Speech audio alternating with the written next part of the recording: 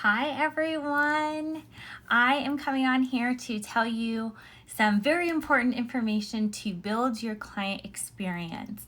I have come across this issue with a number of entrepreneurs, and so I want to make sure that we address this up front.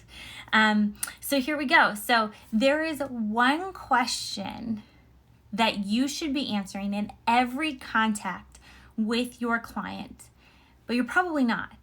And the reason you should be answering this question with every client contact is, one, it makes everything quicker and more efficient. Two, it's just good customer service.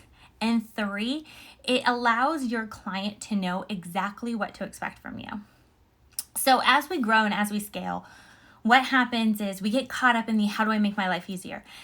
We start internalizing into our business, right? What can I automate? What can I change? What are the steps that I need to follow to do good by this? And we get caught up in graphics and hyper analyzing copy and our website and our social media and what have you. And what gets lost in there is customer service. And I know that's like a very corporate-y term. A lot of people don't like it being called customer service, right? So a lot of entrepreneurs use the client experience, client journey, being a good freaking person, whatever you use. And what is getting lost in there is not only humanness, but it is actually something that would make your life easier. It makes your client easier. It makes the client experience overwhelmingly positive. And so I want you, every single time you send an email, a DM, a package, a contract, whatever, an invoice, whatever you're sending to your client, you need to be answering this question. You ready? What's next? Super simple, right? You need to answer the question of what comes next. You need to be setting expectations for your client about the next steps. So here's what this looks like. In a very general, simple term, right? You're exchanging emails back and forth to schedule. If you're not using some sort of scheduler, which you don't have to have a scheduler if you don't need one, but you're exchanging emails back and forth and you're like, here's when I'm available. Let me know what works. That's not setting an expectation. That's not telling them what's next.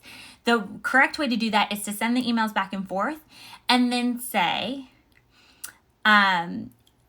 please let me know what's a match for you, and I'll send a calendar invite after confirmed, right? Another great example of this is if you have a long lead time between a contract signing and an event. So if you're an event planner, a photographer, anybody in like the wedding industry or events industry, and there may be like a lag time, right? Like people are signing contracts 6 months out and then the event isn't until, like say January, right? You sign the contract.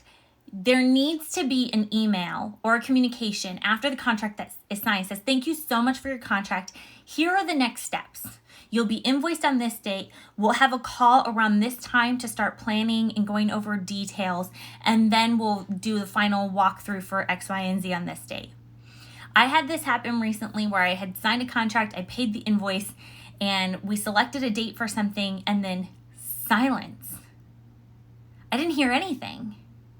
And so I had to go back to the person and I said, hi, the date's coming up. When are we going to talk about all the stuff we agreed to? And they're like, oh, yeah. Let's go ahead and hop on a call.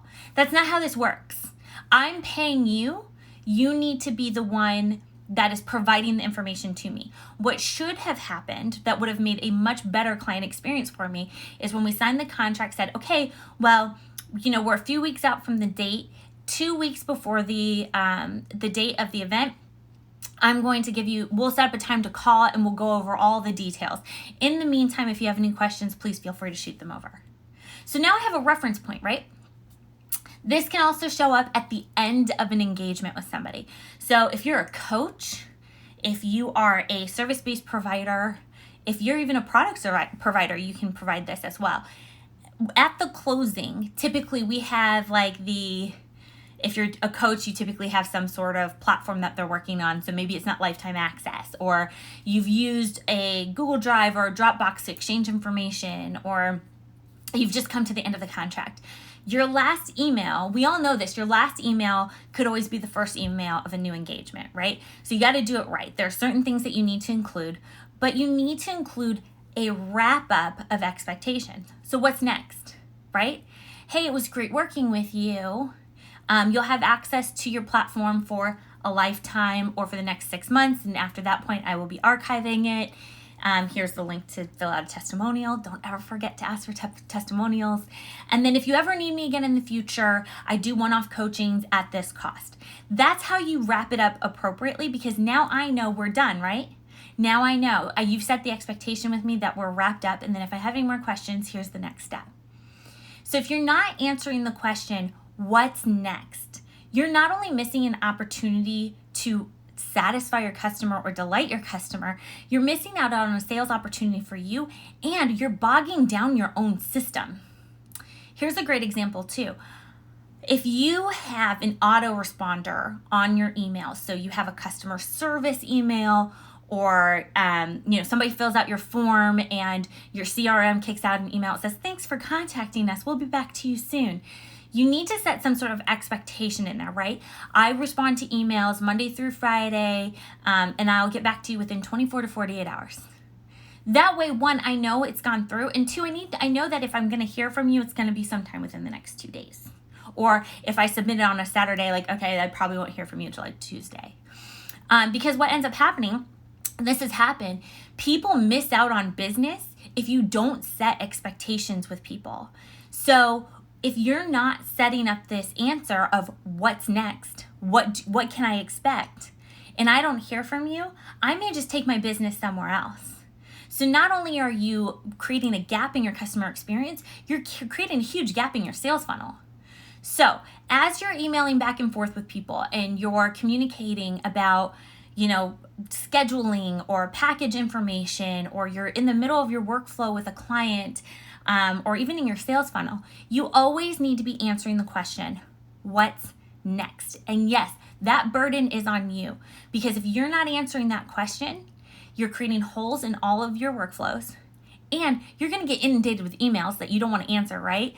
And three, people who have good customer experiences become loyal customers who become not only referral partners for you, but they also become advocates for their experience with you. So don't miss out on this opportunity, and make sure that you are taking the time in every client contact to answer the question, what's next? I'll talk to you guys next time.